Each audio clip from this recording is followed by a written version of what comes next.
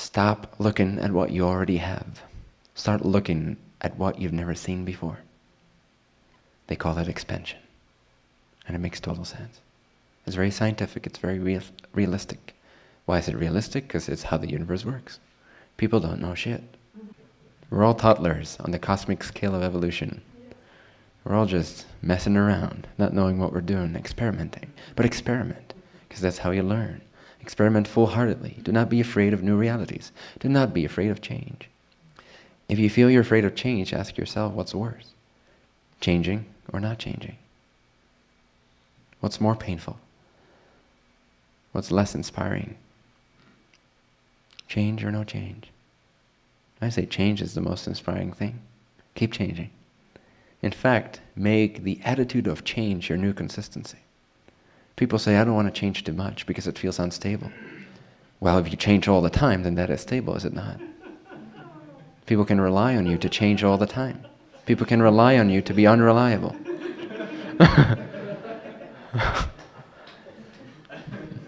At least they can say. At least they can keep saying you're unreliable. I never know what he's going to do next. I never know what he's going to do next. That implies consistency and stability. I never know what he's going to do next. Isn't that fun? Change. Make change your new constant because it accelerates you. And it can only lead to realities that are wider, more expanded, more light-filled, more love-filled, more joy-filled, more connected to the universe, to your spirituality, to your own innate authority, which is coming from all that is. You are connected to all that is, everything, the everythingness that is life, the union that is life. You are not meant to be separate from it, a victim of it, a receiver of it, of its will. You are connected to it. You are created in its image. You are a co-creator. You're not a slave. Creation doesn't need slaves to feel good about itself. God doesn't need slaves to feel good about itself. It doesn't need minions to feel good about itself. It's infinite. It is absolutely infinite and abundant in all ways, and it knows that all possibilities coexist within the same spaceless, timeless infinity of now. It never perceives lack. It never perceives need. It only perceives joyful expansion. So it did not create us to have fun being a puppeteer. It created us so that we can also be creators. Because that's what accelerates. If you run a company, which is very much what God's doing, an organization, would you want everybody to be dependent on you?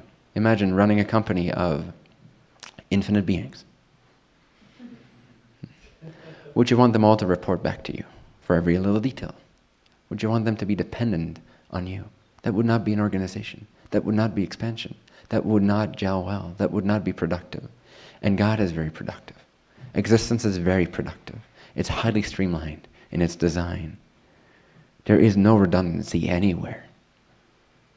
So you are all created to be co-creators, to be mini God, as part of the greater God. You are executing its will through listening to your desires. That's how it communicates to you.